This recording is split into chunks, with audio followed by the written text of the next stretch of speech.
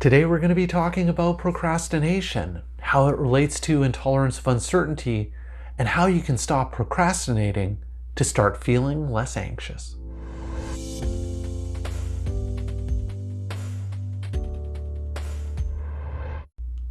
Hi everyone! In today's video we're going to be talking about procrastination and the role that procrastination can play in worry. Now, procrastination is a form of avoidance that can often lead to us being less efficient or feeling stuck to make a decision. It's also a very common manifestation of intolerance of uncertainty. But before we get more into that, just a couple of disclaimers to go over. I'm a registered psychologist with the College of Psychologists in British Columbia, and this video is for informational purposes only. It is not intended as a substitute or replacement for advice from your doctor or mental health professional. Now, with those things out of the way, let's start talking about procrastination. Now, we all tend to procrastinate at times. Procrastination, it's a pretty common human experience. But I want you to imagine the following scenario. Suppose you're at work and you have to return a phone call to a really important client. You have some bad news to tell the client, but you also want to explain your plan for how you're going to address the situation with the client. But you find yourself getting quite anxious and nervous about making the phone call because you're not certain about how your client is going to react to the bad news, or that maybe you're not certain you're going to be able to express everything exactly the way you want to say it. So as you get more and more anxious as you think about making this phone call, you might find yourself putting it off, telling yourself that you'll deal with it later. Notice, what's driving the anxiety in the situation is the uncertainty of how your client is going to react, or the uncertainty of how effectively you're going to be able to communicate everything that you want to communicate to the client in a way that will be reassuring. This is an example of how procrastination is a common form of intolerance of uncertainty. Procrastination is a form of intolerance of uncertainty because it's essentially a variant of avoidance. It's putting off or avoiding doing something right now because I'm afraid of a fearful outcome. And in doing so, that gives me some certainty that the negative event isn't happening in this moment. So by putting off making the phone call to my client, I have certainty that the client isn't yelling at me in this moment. And I have certainty that I'm not fumbling and bumbling over my words and having difficulty communicating clearly with the client. I have certainty in this moment at work, even though it's just temporary, and even though I'm still going to have to deal with this situation.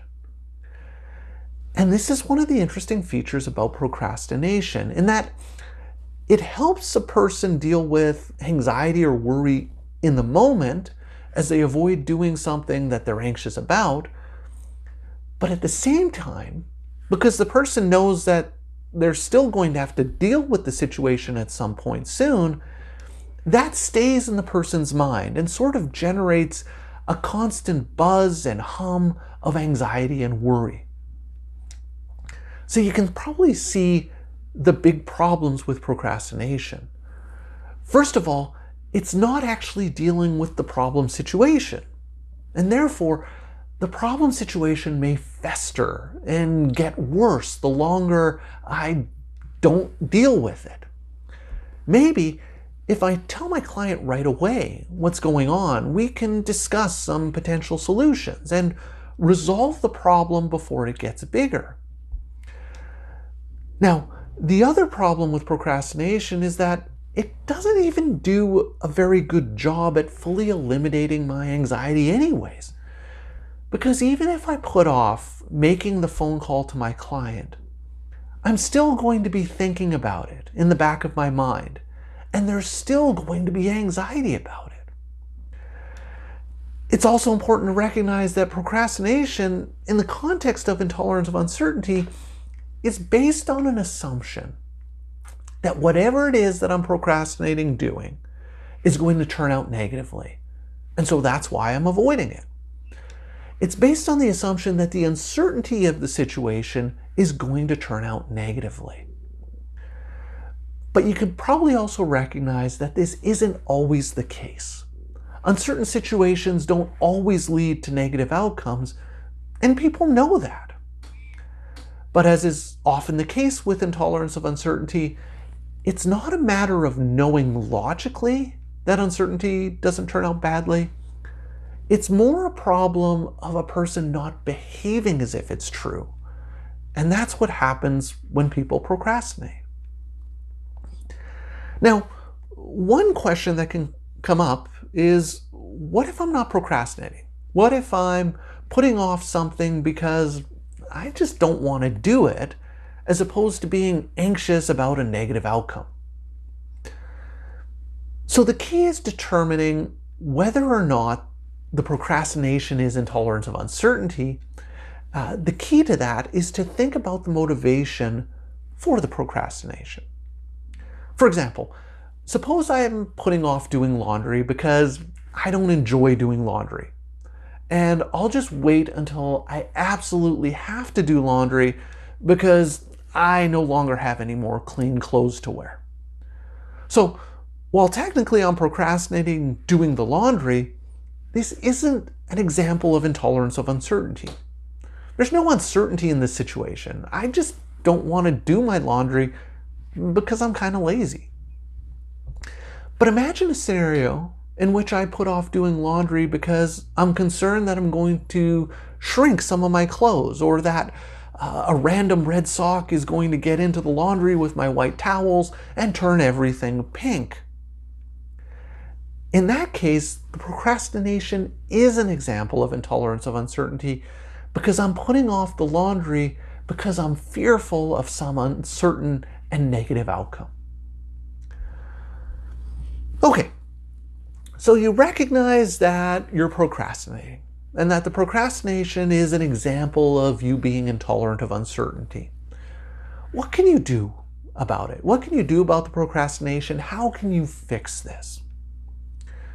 Well, the first step is to be aware that you're procrastinating, and that the procrastination is due to intolerance of uncertainty, and that you're being anxious and fearful of something bad happening.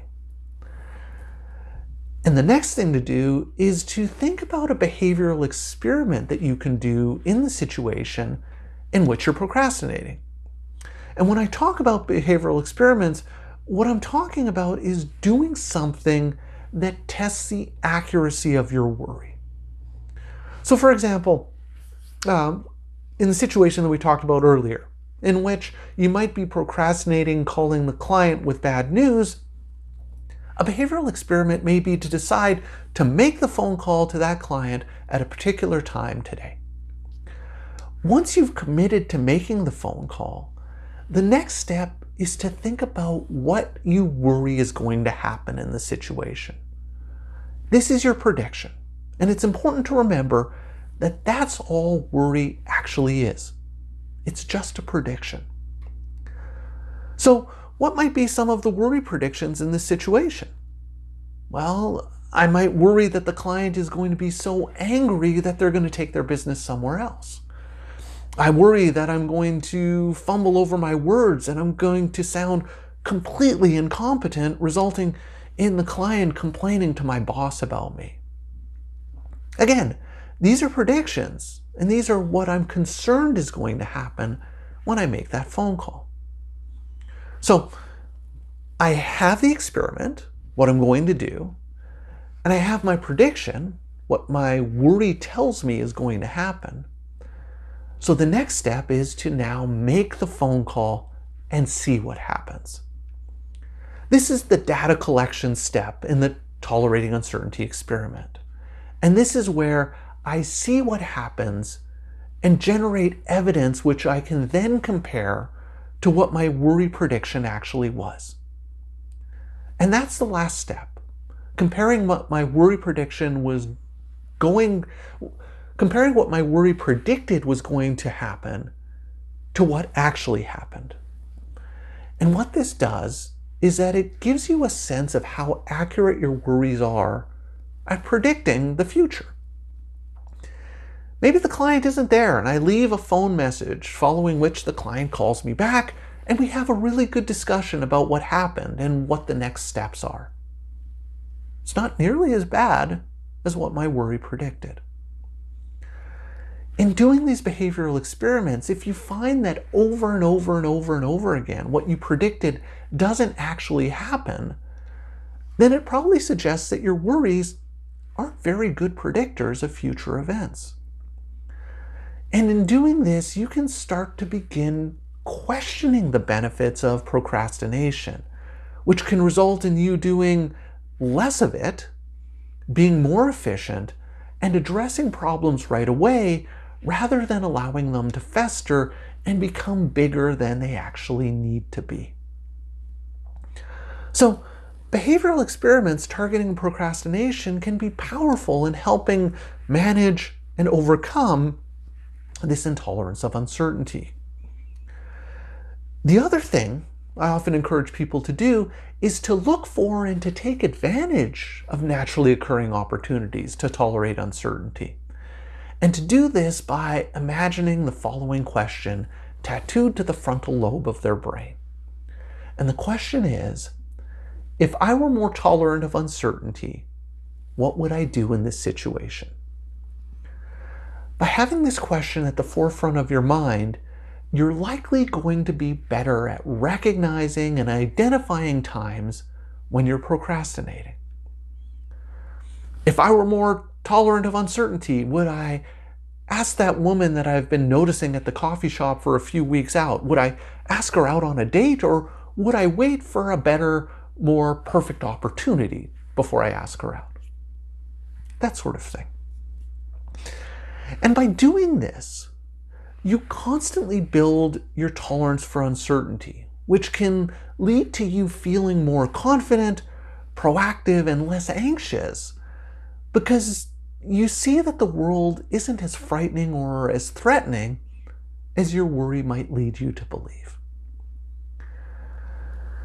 So I hope this helps explain how procrastination is a form of intolerance of uncertainty, and how to better recognize when you're engaging in procrastination due to not knowing the outcome of what's going to happen.